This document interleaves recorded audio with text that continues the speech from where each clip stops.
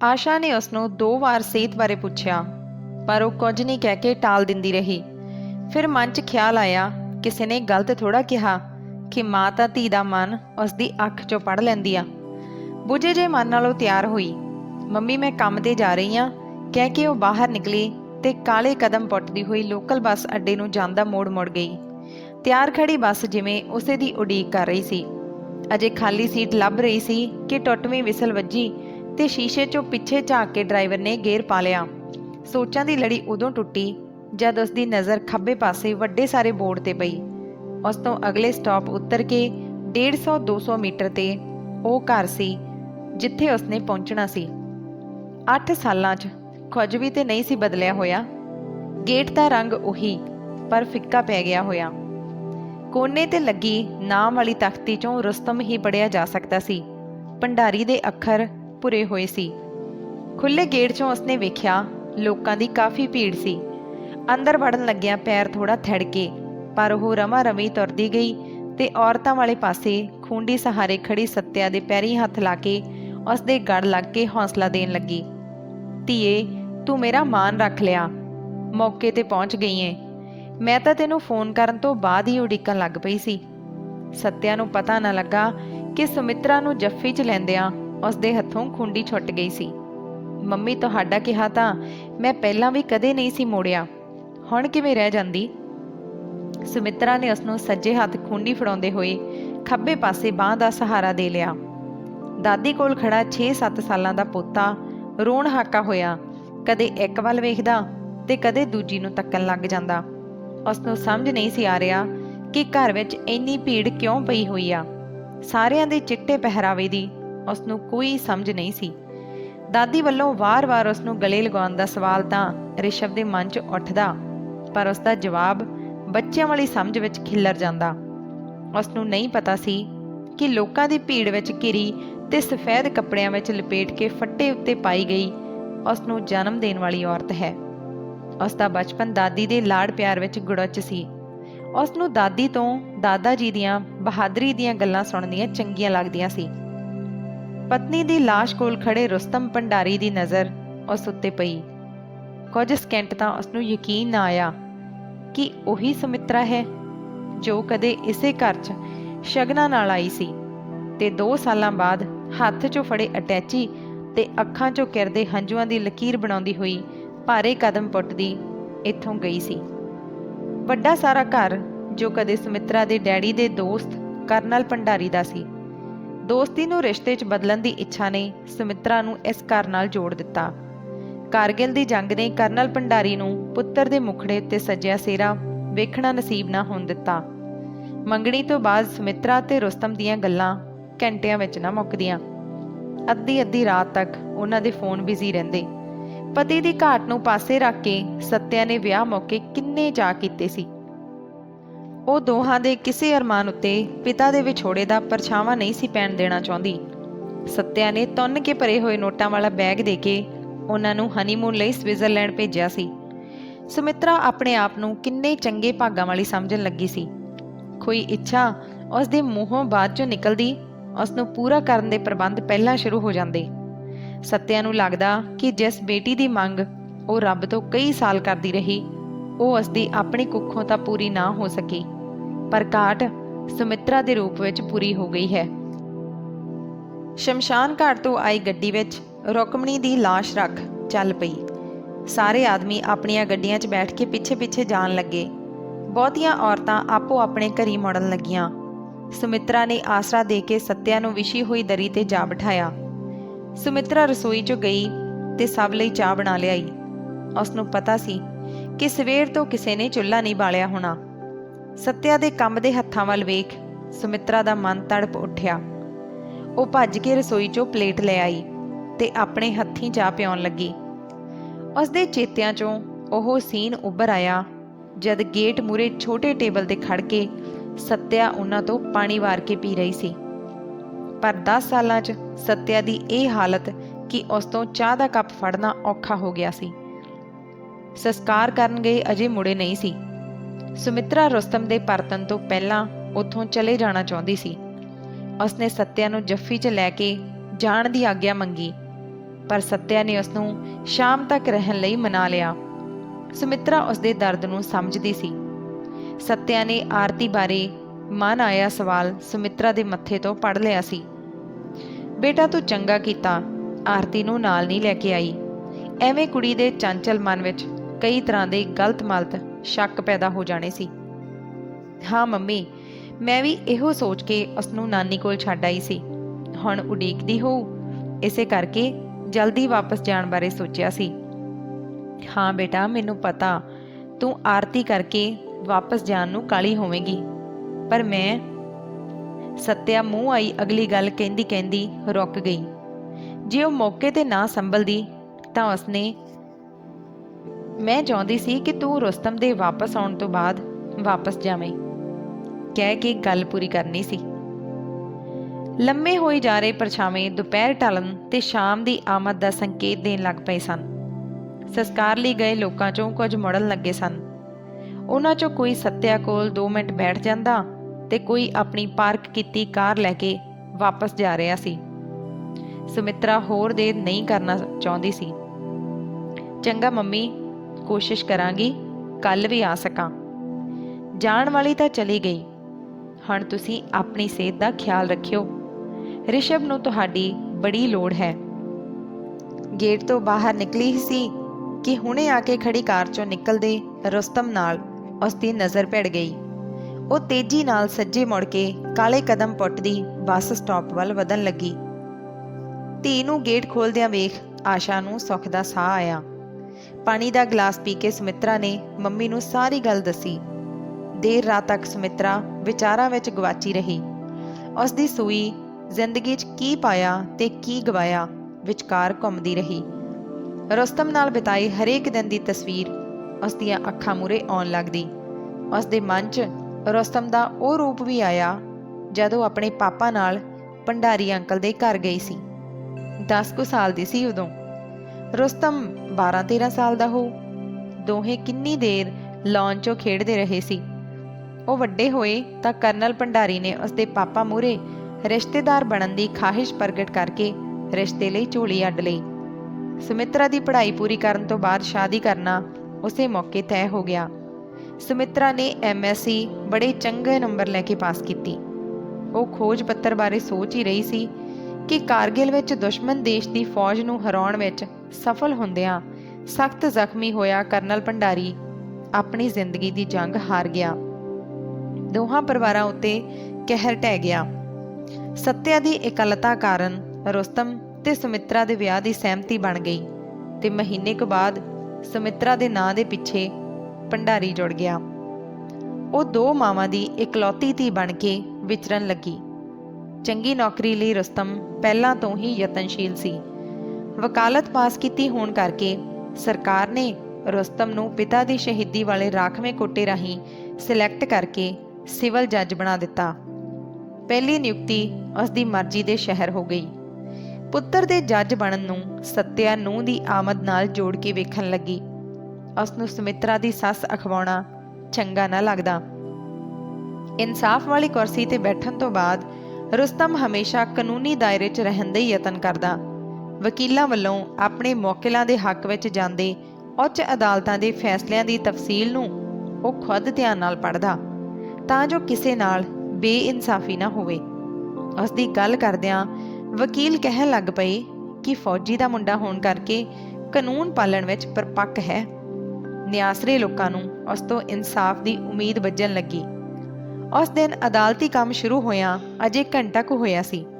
Reader ਨੇ ਜਿਰਾ ਵਾਲੀ ਮਿਸਲ ਫੜ ਕੇ ਹਾਕਰ ਤੋਂ ਕਾਂਤਾ ਕੁਮਾਰੀ ਬਨਾਮ ਚੰਦਰ ਮੋਹਨ ਆਵਾਜ਼ ਦਿਵਾਈ। ਦੋਵੇਂ ਧਿਰਾਂ ਆਪਣੇ ਵਕੀਲਾਂ ਦੇ ਪਿੱਛੇ ਪਿੱਛੇ ਆ ਹਾਜ਼ਰ ਹੋਈਆਂ। ਜਿਵੇਂ ਹੀ ਰੁਸਤਮ ਨੇ ਕੇਸ ਫਾਈਲ ਤੋਂ ਧਿਆਨ ਉੱਪਰ ਚੱਕਿਆ, ਉਹ ਵੇਖਦਾ ਰਹਿ ਗਿਆ। ਹੋਰਾਂ ਦੇ ਮੱਥੇ ਪੜਨ ਵਾਲੇ ਰੁਸਤਮ ਦਾ ਆਪਣਾ ਮਨ ਕਾਬੂ ਤੋਂ ਬਾਹਰ ਹੋਈ ਜਾ ਰਿਹਾ ਸੀ। ਉਹ ਰੱਬ ਵੱਲੋਂ ਵਿਹਲੇ ਬਹਿ ਕੇ ਘੜੀ ਉਸ ਮੂਰਤ ਨੂੰ ਰੱਜ ਕੇ ਨਿਹਾਰ ਲੈਣਾ ਚਾਹ ਰਿਹਾ ਸੀ। ਫਿਲਮੀ ਹੀਰੋਇਨਾਂ ਵਾਂਗ ਸਜੀ ਵਕੀਲ ਸਾਹਿਬਾਂ ਦੇ ਮੂੰਹੋਂ ਨਿਕਲਿਆ ਮਾਈ ਲਾਰਡ ਉਸ ਨੂੰ ਅੰਦਰ ਤੱਕ ਵਿੰਨ ਗਿਆ। ਆਪਣੇ ਆਪ ਨੂੰ ਸੰਭਾਲਣ ਦਾ ਯਤਨ ਕਰਦਿਆਂ ਉਹ ਮਿਸਲ ਦੇ ਵਰਕੇ ਫਰੋਲਣ ਲੱਗ ਪਿਆ। ਉਸ ਨੂੰ ਇਹ ਸਮਝ ਤਾਂ ਆ ਰਹੀ ਸੀ ਕਿ ਦਿਲ ਦੀ ਧੜਕਨ ਆਮ ਤੋਂ ਕਾਫੀ ਵਧੀ ਹੋਈ ਹੈ, ਪਰ ਇੰਜ ਕਿਉਂ ਹੋ ਗਿਆ? इस बारे वो सोची जा रहा सी। आखिर रीडर ने चुप तोड़ी ते वकील नूं अपनी दलील देण लई कहा। रीडर ने तक लिया सी कि साहिब दियां अखां ही फाइल ते सन, पर मन दियां लहरां किसी मंझधार च गुत्ते खा रहीआं ने। उंज भी सारा दिन साहिब दी सज्जी बांह बन के विचरदियां रीडर उन्हां दी रग रग तो वाकफ हो जांदे ने, पर साहिब दी सुरत वापस नहीं मुड़ी। अचानक बाहरों तेज खड़के दी आवाज़ ने सारिਆਂ ਨੂੰ चौकस किया। कुछ मिनट सारिਆਂ ਦਾ ध्यान बाहर ਵੱਲ हो गया। रुस्तम ਦਾ इशारा समझ के रीडर ने केस ਦੀ सुनवाई अगले दिनां ते पा ਦਿੱਤੀ। शाम ਨੂੰ घर पहुंचे रुस्तम ਦੀ खामोशी चेहरे तो पढ़ी जा रही सी। उसका किसी नाल गल करन ਨੂੰ मन नहीं सी कर रहा। सुमित्रा कई बार पुछ चुकी सी, पर वो तबीयत खराब कह के टालदा रहा। सुमित्रा ने नोट किया कि लेटन तो थोड़ी देर बाद सौ जाने वाला रुस्तम देर रात तक करवटां बदल रहा सी। अगली सवेर उसने तबीयत ठीक ना होने का बहाना ला के छुट्टी ले लई। दोपहरे वो डॉक्टर के बहाने अपने दोस्त रमेश के घर गया। वापस आया, चेहरे तो काफ़ी उदासी गायब सी। उसने वकील साहिबा तो लग्या झटका रमेश नाल साझा कर लिया। इन्हां पत्तना दे तारू रमेश ने उसनूं मन काबू करन दे फार्मूले दसे। अगले दिन अदालत लगी। रुस्तम न्याय वाली कुर्सी ते बैठ गया। रीडर मिसलां वेख के हाकर तो आवाज़ां मरवाउण लगा। किसी धिर दा वकील ते कोई खुद हथ जोड़ के जज साहब मूहरे आण खड़दा, पर रुस्तम दा मन केस सुनवाई लई तैयार नहीं सी हो रहा। उसदियां अखां वार-वार दरवाजे वल जांदियां। कुछ दिन होर इंज लंघ गए। वो रीडर तो उस केस की अगली तारीख पुछदा जिस मेम साहिबा वकील पेश होनी सी, ते मन च बाकी दिनां दी गिनती करन लगदा। एक दिन बेध्याना होण करके उसकी कार लाइटां ते खड़ी बस पिछे ठुकन तो मसी बची। कई दिनां बाद उसनूं सत्या दे पैरीं हथ लाउणे याद आए। चेहरे ते पहलां वाली रौनक वेख के सुमित्रा ने रब दा शुकराना किया। देर रात तक वो अपनी मनपसंद हिंदी फिल्म देखता रहा। अगली सवेर आम तो थोड़ा पहला तैयार होने लगा। सुमित्रा ने उसनों शीशे मूरे खुद नूं निहारदे देखा। उसने आसमानी रंगा सूट पाया जो टोक्यो गया उसका दोस्त तोहफा लेके आया सी। अलमारी चों दुबई वाले इत्र दी शीशी लभदियां उसने मूहरे पिया किन्ना कुछ खिलार दिता। पति उत्ते रब वर्गे भरोसे कारण सुमित्रा नूं हर गल दी पड़चोल करन दी आदत नहीं सी। वो स्टार्ट की हुई कार च बैठा ते गेट लंघ के सड़के पै गया। उस दिन रीडर ने वो खास मिसल ढेर तो पासे रख लई। समा होया तां अदालत सज गई। साहिब ने घड़ी वेखी ते अगली आवाज़ का संकेत दिता। वो कोई होर पार्टी सी। दूजे मामलिਆਂ ਦੀ कार्रवाई च लगदी देर उसकी परेशानी बन रही सी। जानी जान रीडर ने पासे रखी मिसल फड़ी ते जज मूहरे करदियां कहा, जी यह बहस वाला केस आ, हुणे बुला लईए जां होरां नूं तोर के लंच तो बाद सद्दीए। रीडर नूं पता सी कि होरां नूं तोर के वाला फार्मूला साहब नूं जरूर पसंद आएगा। हाँ संदीप ठीक आ, उदों तक रौला रप्पा शांत हो गया हुंदा। पेचीदा जिहा केस आ, आराम नाल समझिया भी जाऊ। लंच तो बाद 2:30 बजे जज साहब कुर्सी ते आ बैठे। रीडर ने घंटी मार के हाकर नूं बुलाया ते कांता कुमारी बनाम चंद्र मोहन आवाज़ देण लई कहा। रुस्तम दे हथ टाई सवारन लगे ते उंगलां मुच्छां ते फिरन लगियां। आवाज़ वजी तो मिनट को बाद कांता ते उसदे वकील ने अंदर आके रिवायती सत्कार प्रगटाया। अद्धे को मिनट बाद चंद्र मोहन ते उसदी वकील साहिबा ने अपनी थां आण मल्ली। बहस लंच तो बाद लई रस्मी धन्नवाद करदियां वकील साहिबा ने दस्सिया कि उसदे शहर की अदालत ते रुझेवियां करके वो थोड़ी देर पहला पहुंच सकी है। असल च साहिबा वल्लों जज साहिब नूं अपना अता पता दस्सण दा एक ढंग सी कि उसका असल ठिकाना जिले वाले शहर च है ते इत्थे उसनूं काबलियत कारण लिआंदा गया है। बहस शुरू हुई। दोहां वकीलों ने अपने मुवक्किलां दे हक विच सबूत, दलीलां ते उच्च अदालतां दे फैसलिਆਂ दे हवाले दिते। घंटे को बाद बहस खत्म हुई। अगली तारीख फैसले लई पाई गई। कांता ते उसदा वकील चले गए। ਵਕੀਲ ਸਾਹਿਬਾ ਦਾ ਇਸ਼ਾਰਾ ਸਮਝ ਕੇ ਉਸ ਦਾ ਮੁਨਸ਼ੀ ਵੀ ਚਲੇ ਗਿਆ। ਫਾਈਲ ਸੰਭਾਲਦੇ ਹੋਏ ਵਕੀਲ ਸਾਹਿਬਾ ਨੇ ਆਪਣਾ ਕਾਰਡ ਜੱਜ ਦੇ ਮੇਜ਼ ਵੱਲ ਖਸਕਾਉਂਦੇ ਹੋਏ ਉਸ ਦੇ ਸ਼ਹਿਰ 'ਚ ਸ਼ਾਮ 6 ਵਜੇ ਕਿਸੇ ਪਾਰਟੀ 'ਚ ਸ਼ਾਮਲ ਹੋਣ ਦਾ ਹਵਾਲਾ ਦਿੰਦੇ ਹੋਏ ਰੈਸਟੋਰੈਂਟ ਦਾ ਨਾਮ ਦੱਸ ਦਿੱਤਾ। ਮੈਡਮ ਨੇ ਵੇਖਿਆ ਮਾਈ ਲਾਰਡ ਨੇ ਬਿਨਾਂ ਦੇਰੀ ਉਸ ਦਾ ਕਾਰਡ ਆਪਣੇ ਵੱਲ ਖਿਸਕਾ ਕੇ ਕਾਗਜ਼ ਹੇਠ ਲੁਕੋ ਲਿਆ ਸੀ। ਦਵੱਲੀ ਖਿੱਚ ਦੇ ਸੰਕੇਤ ਨੇ ਰੁਸਤਮ ਨੂੰ ਤਕੜਿਆਂ ਕਰ ਦਿੱਤਾ। ਜਾਣ ਵੇਲੇ ਦੇ ਸਤਿਕਾਰ 'ਚ ਮੈਡਮ ਸ਼ਾਮ ਨੂੰ ਮਿਲਦੇ ਆਂ ਵਿੱਚ ਲਪੇਟਿਆ ਮਿਲਣ ਦਾ ਸੱਦਾ ਸੁੱਟ ਕੇ ਚਲੇ ਗਈ। ਰਹਿੰਦਾ ਅਦਾਲਤੀ ਸਮਾਂ ਲੰਘਾਉਣਾ ਰੁਸਤਮ ਨੂੰ ਔਖਾ ਲੱਗਣ ਲੱਗਾ। ਹੋਈ ਬਹਿਸ ਵਾਲੀ ਫਾਈਲ ਉਸ ਦੇ ਮੂਹਰੇ ਪਈ ਸੀ। ਬਹਿਸ ਦੌਰਾਨ ਵਕੀਲਾਂ ਦੇ ਨੋਟ ਕੀਤੇ ਨੁਕਤਿਆਂ ਤੋਂ ਚੰਦਰ ਮੋਹਨ ਵਾਲਾ ਪਾਸਾ ਭਾਰੀ ਪੈ ਰਿਹਾ ਸੀ। ਰੁਸਤਮ ਲਈ ਮੈਡਮ ਦੇ ਸਿਰ ਅਹਿਸਾਨ ਦਾ ਮੌਕਾ ਆਪਣੇ ਆਪ ਬਣ ਗਿਆ ਸੀ। ਉਸਨੇ ਰੀਡਰ ਨਾਲ ਸਾਰੇ ਨੁਕਤੇ ਵਿਚਾਰੇ ਤੇ ਦੋਹੇ ਫੈਸਲਾ ਲਿਖਵਾਉਣ ਲੱਗਾ। ਆਖਰੀ 2-3 ਪੈਰੇ ਲਿਖਵਾਉਂਦਿਆਂ ਕਾਨੂੰਨੀ ਦਾਇਰੇ ਤੇ ਠੋਸ ਦਲੀਲਾਂ ਤੋਂ ਟਾਈਪਿਸਟ ਹੈਰਾਨ ਸੀ ਕਿ ਜੱਜ ਸਾਹਿਬ ਉਲਾਰ ਵਾਲੀ ਸੂਈ ਪ੍ਰਤੀ ਕਿੰਨੇ ਸੁਚੇਤ ਨੇ। ਆਖਰੀ ਪੈਰਾ ਲਿਖਵਾਉਂਦਿਆਂ ਅਦਾਲਤ ਦਾ ਸਮਾਂ ਮੁੱਕ ਗਿਆ। ਕਾਹਲੀ ਤੇ ਬੇਸਬਰੀ ਦੀ ਥਾਂ ਸਹਿਜ ਮਹਿਸੂਸ ਕਰ ਰਿਹਾ ਰੁਸਤਮ 6 ਵਜਣ 'ਚ ਥੋੜੇ ਮਿੰਟ ਰਹਿੰਦਿਆਂ ਹਾਲ ਮੂਰੇ ਪਹੁੰਚ ਗਿਆ। ਪਾਰਕਿੰਗ ਦਾ ਜਾਇਜ਼ਾ ਲੈ ਰਿਹਾ ਸੀ ਕਿ ਖੱਬੇ ਸ਼ੀਸ਼ੇ ਤੇ ਟਿਕ ਟਿਕ ਹੋਈ। ਵਕੀਲ ਸਾਹਿਬਾਂ ਨੂੰ ਦੁਪਹਿਰ ਤੋਂ ਵੱਧ ਸਜੀ ਤਜੀ ਵੇਖ ਉਸ ਦੇ ਮਨ ਦੀਆਂ ਤਰੰਗਾਂ ਦਾ ਪ੍ਰਵਾਹ ਤੇਜ਼ੀ ਫੜਨ ਲੱਗਾ। ਸ਼ੀਸ਼ਾ ਹੇਠਾਂ ਕਰਨ ਦੀ ਕਾਹਲੀ ਵਿੱਚ ਉਹ ਆਪਣੇ ਪਾਸੇ ਵਾਲੇ ਸ਼ੀਸ਼ੇ ਦਾ ਸਵਿੱਚ ਨੱਪੀ ਗਿਆ। ਹੱਥ ਹਿਲਾ ਕੇ ਮੁਸਕਰਾਉਂਦੀ ਰੁਕਮਣੀ ਉਸ ਨੂੰ ਮਨਪਸੰਦ ਫਿਲਮੀ ਹੀਰੋਇਨਾਂ ਪਿੱਛੇ ਛੱਡਦੀ ਲੱਗੀ। 10 ਮਿੰਟਾਂ ਬਾਅਦ ਉਹਨਾਂ ਦੀ ਕਾਰ ਸ਼ਹਿਰ ਦੇ ਰਮਣੀਕ ਰੈਸਟੋਰੈਂਟ ਦੀ ਪਾਰਕਿੰਗ ਵਿੱਚ ਸੀ ਤੇ ਉਹ ਹਾਲ ਦੀ ਨੁੱਕਰ 'ਚ ਸਜੀ ਮੇਜ਼ ਤੇ ਆਮੋ ਸਾਹਮਣੇ ਬੈਠੇ ਸੀ। ਗਾੜੀ ਜਾਣ ਪਹਿਚਾਣ ਹੋਣ ਲੱਗੀ। ਰੁਸਤਮ ਤੋਂ ਸ਼ਾਦੀशुदा ਸੁਣ ਕੇ ਰੁਕਮਣੀ ਨੂੰ ਝਟਕਾ ਲੱਗਾ, ਪਰ ਛੇਤੀ ਸੰਭਲ ਗਈ। ਉਸ ਦੇ ਮੂੰਹੋਂ ਹਾਣੀ ਲੱਭ ਰਹੀਆਂ ਸੁਣ ਕੇ ਰੁਸਤਮ ਦੇ ਕੰਨਾਂ 'ਚ ਮਿਸ਼ਰੀ ਘੁਲ ਗਈ। ਉਸ ਦਾ ਮਨ ਉਹੀ ਗੱਲ ਫਿਰ ਤੋਂ ਸੁਣਨ ਲਈ ਤਾਂਗਣ ਲੱਗਾ। ਰੁਕਮਣੀ ਦੇ ਸਾਥ 'ਚੋਂ ਉਸ ਨੂੰ ਅਲੌਕਿਕ ਆਨੰਦ ਮਹਿਸੂਸ ਹੋਣ ਲੱਗਾ। ਗੱਲਾਂ ਹੁੰਦੀਆਂ ਰਹੀਆਂ। 2 ਘੰਟੇ 10 ਮਿੰਟਾਂ ਵਾਂਗ ਬੀਤ ਗਏ ਮਹਿਸੂਸ ਹੋਏ। ਰੁਕਮਣੀ ਨੇ ਆਪਣੇ ਡਰਾਈਵਰ ਨੂੰ ਫੋਨ ਕੀਤਾ ਤੇ ਦੋਹੇ ਮਨਾਂ 'ਚ ਪਹਿਲਾਂ ਤੋਂ ਵੱਖਰੇ ਸੁਪਨੇ ਲੈ ਕੇ ਆਪਣੀ ਰਾਹੀ ਪੈ ਗਈ। ਰੁਸਤਮ ਦੇ ਵਤੀਰੇ 'ਚ ਦਿਨੋਂ ਦਿਨ ਬਦਲਾਅ ਆਉਣ ਲੱਗ ਪਿਆ।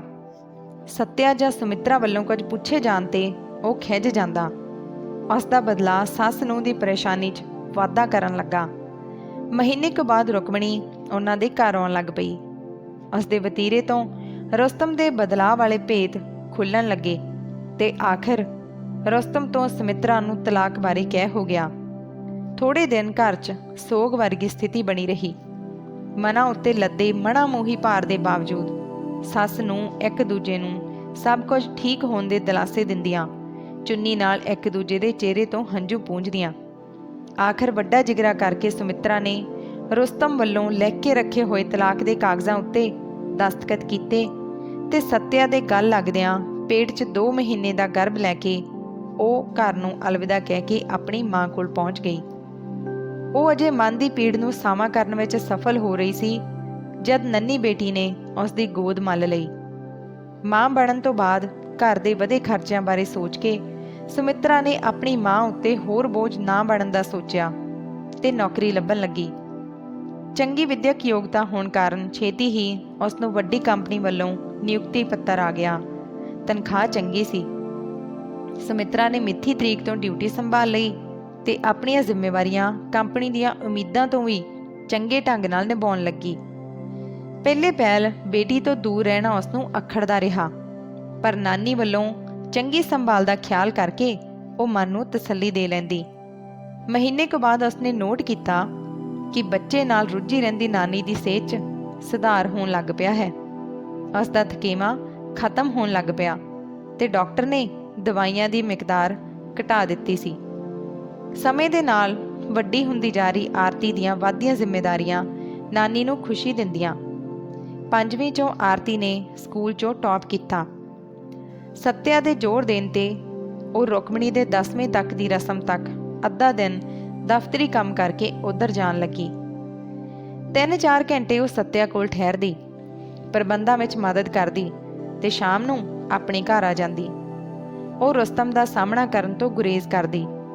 ਸਕੂਲ ਤੋਂ ਆਏ ਰੁਸਤਮ ਦੇ ਬੇਟੇ ਦਾ ਮਾਸੂਮ ਚਿਹਰਾ ਵੇਖ ਕੇ ਉਸ ਦਾ ਮਨ ਕੁਰਲਾਉਂਦਾ। ਸੋਚਦੀ, ਬੱਚੇ ਨੂੰ ਕਾਹਦੀ ਸਜ਼ਾ? ਉਹਦੀ ਸੌਂਕਣ ਦੇ ਪੇਟੋਂ ਜਨਮ ਲੈਣਾ ਉਸ ਦੇ ਵੱਸ ਥੋੜਾ ਸੀ। ਉਹ ਰਿਸ਼ਭ ਨੂੰ ਪਿਆਰ ਕਰਦੀ, ਉਸ ਦੇ ਕੱਪੜੇ ਬਦਲਾਉਂਦੀ ਤੇ ਖਾਣ ਪੀਣ ਨੂੰ ਦਿੰਦੀ। ਰਿਸ਼ਭ ਉਸ ਨਾਲ ਕਾਫੀ ਘੁਲ ਮਿਲ ਗਿਆ। ਰੁਕਮਣੀ ਦੀ ਆਖਰੀ ਰਸਮ ਤੋਂ ਬਾਅਦ ਆਪਣੇ ਘਰ ਜਾਣ ਲੱਗੀ ਤਾਂ ਸੱਤਿਆ ਦੀ ਗਲਵੱਕੜੀ ਖੁੱਲ੍ਹਣ ਦਾ ਨਾਂ ਨਹੀਂ ਸੀ ਲੈ ਰਹੀ। ਦੋਹਾਂ ਦੇ ਸਾਹ ਮਨਾਂ ਦੀਆਂ ਤਰੰਗਾਂ ਰਾਹੀਂ ਇੱਕ ਦੂਜੇ ਦੇ ਅਹਿਸਾਸਾਂ ਦਾ ਨਾਪ ਤੋਲ ਕਰ ਰਹੇ ਸਨ। ਉਹਨਾਂ ਦੇ ਗਲੇ ਕੁਝ ਵੀ ਬੋਲਣ ਤੋਂ ਅਸਮਰਥ ਸਨ। ਦੂਜੇ ਕਮਰੇ ਦੇ ਸ਼ੀਸ਼ੇ 'ਚੋਂ ਰੁਸਤਮ ਇਹ ਦ੍ਰਿਸ਼ ਵੇਖ ਰਿਹਾ ਸੀ। ਉਹ ਆਪਣੇ ਪੈਰ ਥੜਕਣ ਦੇ ਵੇਲੇ ਨੂੰ ਯਾਦ ਕਰਕੇ ਪਛਤਾ ਰਿਹਾ ਸੀ, ਝੂਰ ਰਿਹਾ ਸੀ ਕਿ ਵਕੀਲ ਸਾਹਿਬਾਂ ਨੂੰ ਵੇਖ ਕੇ ਉਹ ਮਨ ਦੇ ਘੋੜੇ ਕਾਬੂ 'ਚ ਰੱਖਣ ਤੋਂ ਬੇਵੱਸ ਕਿਉਂ ਹੋ ਗਿਆ। ਕਿੰਨੀ ਦੇਰ ਉਹ ਰੁਕਮਣੀ ਤੇ ਸੁਮਿਤਰਾ ਦੇ ਵਿਹਾਰਾਂ ਨੂੰ ਤੱਕੜੀ ਦੇ ਪੱਲਿਆਂ 'ਚ ਤੋਲਦਾ ਰਿਹਾ। ਅਦਾਲਤ 'ਚ ਲੱਗਾ ਇਨਸਾਫ ਵਾਲੀ ਤੱਕੜੀ ਦਾ ਮਾਡਲ ਉਸ ਦੀਆਂ ਅੱਖਾਂ ਮੂਹਰੇ ਹਿੱਲਣ ਲੱਗ ਪਿਆ। ਵੱਡੇ ਵੱਡੇ ਕੇਸਾਂ ਦੇ ਫੈਸਲੇ ਸਮੇਂ ਸਹਿਜ ਰਹਿਣ ਵਾਲੇ ਰੁਸਤਮ ਨੂੰ ਪਤਾ ਹੀ ਨਾ ਲੱਗਾ ਕਿ ਖੜੇ ਖੜੇ ਉਸ ਦੀਆਂ ਅੱਖਾਂ ਦਾ ਵਹਿਮ ਕਦ ਤੋਂ ਉਸ ਦੀ ਕਮੀਜ਼ ਗਿੱਲੀ ਕਰ ਰਿਹਾ ਸੀ। ਉਸ ਦੀ ਸੁਰਤ ਉਦੋਂ ਪਰਤੀ ਜਦ ਰਿਸ਼ਭ ਉਸ ਦੀ ਲੱਤ ਨੂੰ ਜੱਫੀ ਪਾ ਕੇ ਤਰਲਾ ਲੈਂਦਿਆਂ ਕਹਿ ਰਿਹਾ ਸੀ, ਪਾਪਾ ਆਂਟੀ ਨੂੰ ਕਹੋ ਨਾ ਜਾਣ। ਉਸ ਦਾ ਜੀਅ ਕੀਤਾ ਕਿ ਉਹ ਗੇਟ ਵੱਲ ਭੱਜੀ ਜਾਂਦੀ ਸੁਮਿਤਰਾ ਦੇ ਪੈਰ ਫੜ ਕੇ ਰਿਸ਼ਭ ਦੀ ਗੱਲ ਮਨਵਾ ਲਏ, ਪਰ ਤਦ ਤੱਕ ਉਹ ਆਪਣੀ ਕਾਰ ਵਿੱਚ ਬੈਠ ਚੁੱਕੀ ਸੀ।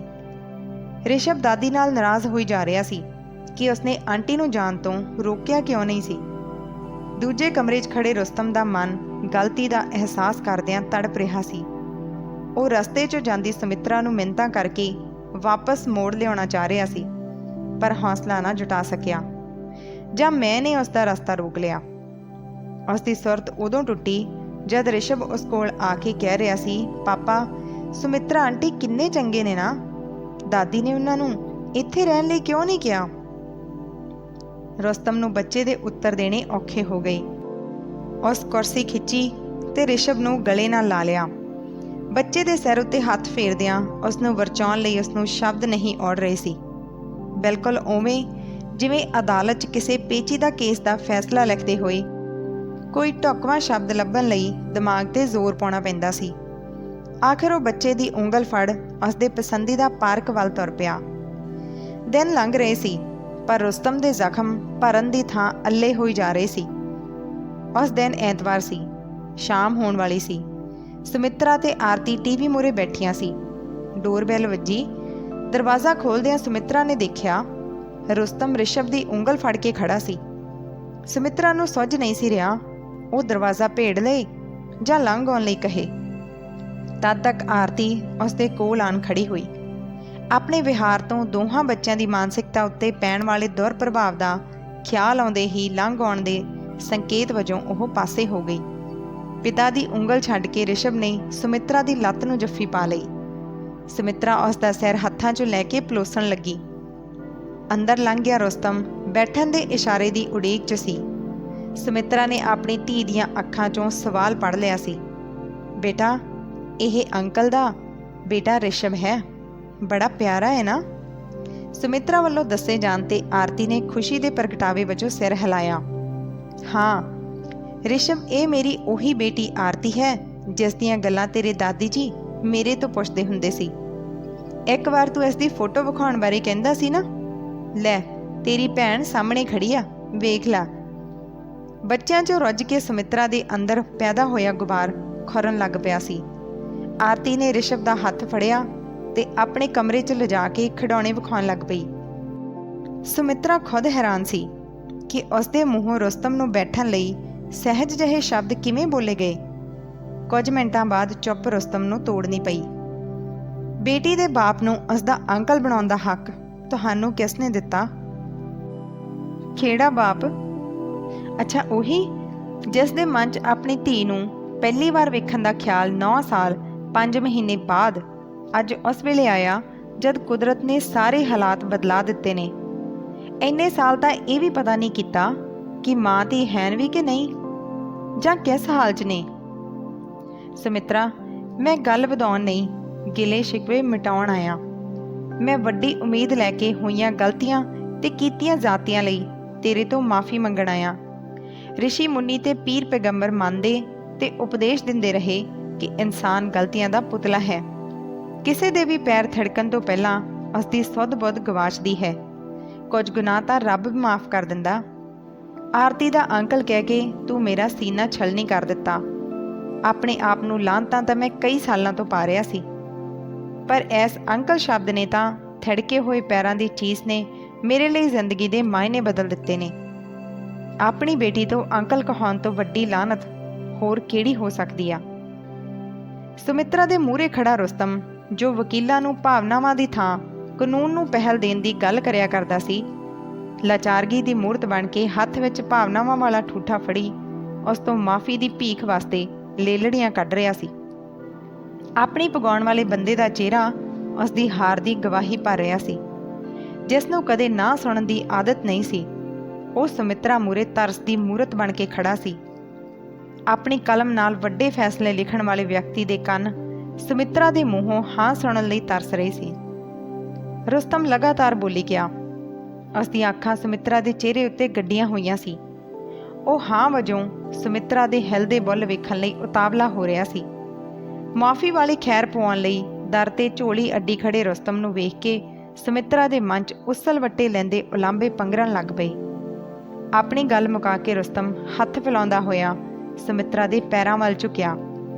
ਸੁਮਿਤਰਾ ਨੂੰ ਪਤਾ ਹੀ ਨਾ ਲੱਗਾ ਕਦ ਉਸਦੇ ਪੈਰ ਪਿਛਾਂਹ ਨੂੰ ਹੋਣ ਲੱਗੇ।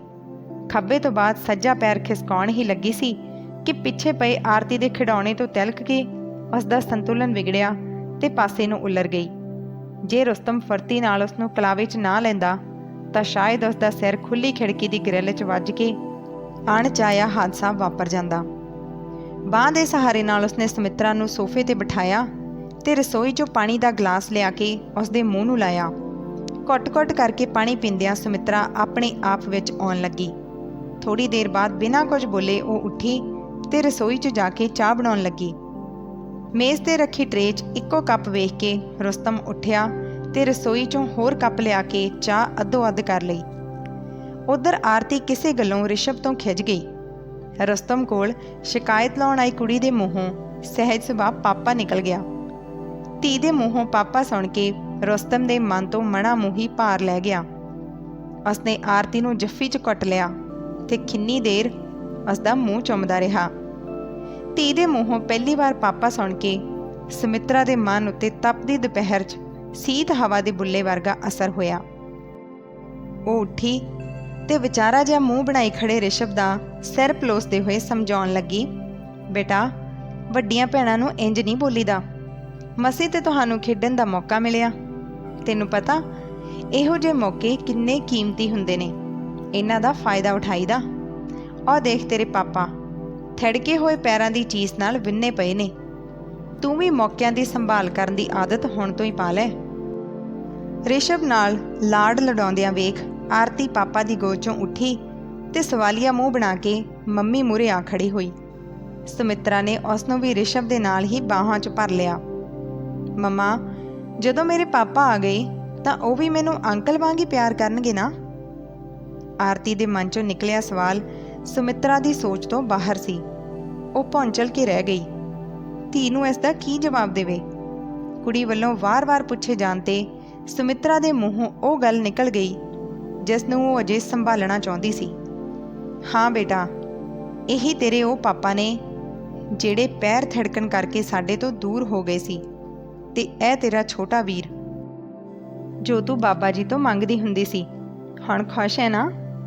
ਆਪਣੀ ਧੀ ਨੂੰ ਮਿਲੇ ਜਵਾਬ ਤੋਂ ਰੁਸਤਮ ਨੂੰ ਵਿਸ਼ਵਾਸ ਨਹੀਂ ਸੀ ਆ ਰਿਹਾ ਕਿ ਇਹ ਬੋਲ ਸੁਮਿਤਰਾ ਦੇ ਹੀ ਹਨ। ਕਿਤੇ ਕੰਨਾਂ ਨੂੰ ਕੋਈ ਭੁਲੇਖਾ ਤਾਂ ਨਹੀਂ ਲੱਗਾ? ਉਹਨੂੰ ਥੜਕੇ ਹੋਏ ਪੈਰਾਂ ਦੀ ਚੀਜ਼ ਤੋਂ ਰਾਹਤ ਮਹਿਸੂਸ ਹੋਣ ਲੱਗੀ। ਉਸਨੇ ਅੱਗੇ ਵੱਧ ਕੇ ਸੁਮਿਤਰਾ ਦੇ ਹੱਥ ਫੜ ਲਏ। ਬੱਚਿਆਂ ਤੇ ਅੱਖਾਂ ਟਿਕਾਈ ਖੜੀ ਸੁਮਿਤਰਾ ਦਾ ਮਨ ਹੱਥ ਛੁਡਾਉਣ ਦਾ ਹੌਸਲਾ ਨਾ ਕਰ ਸਕਿਆ। ਰੁਸਤਮ ਉਸਦੇ ਹੱਥਾਂ ਨੂੰ ਚੁੰਮ ਕੇ ਵਾਰ-ਵਾਰ ਮੱਥੇ ਨਾਲ ਛੁਹਾ ਰਿਹਾ ਸੀ। ਉਹੀ ਹੱਥ ਜਿਨ੍ਹਾਂ ਨੂੰ ਕਦੇ ਧੱਕੇ ਮਾਰ ਕੇ ਉਸਨੇ ਪੱਲਾ ਛੁਡਾਇਆ ਸੀ। ਸੋ ਕਈ ਵਾਰ ਰਿਸ਼ਤਿਆਂ ਦੀ ਹਿੱਲੀ ਹੋਈ ਨੀਂਹ ਨੂੰ ਦੁਬਾਰਾ ਮਜ਼ਬੂਤੀ ਦੇਣ ਲਈ ਮਾਫੀ ਜ਼ਰੂਰੀ ਹੁੰਦੀ ਹੈ। ਤੁਸੀਂ ਕੀ ਸੋਚਦੇ ਹੋ? ਸੁਮਿਤਰਾ ਨੇ ਮਾਫ ਕਰਕੇ ਠੀਕ ਕੀਤਾ? ਆਪਣੇ ਵਿਚਾਰ ਜ਼ਰੂਰ ਲਿਖਿਓ। ਕਹਾਣੀ ਚੰਗੀ ਲੱਗੀ ਲਾਈਕ ਤੇ ਸ਼ੇਅਰ, ਚੈਨਲ ਨੂੰ ਸਬਸਕ੍ਰਾਈਬ ਵੀ ਜ਼ਰੂਰ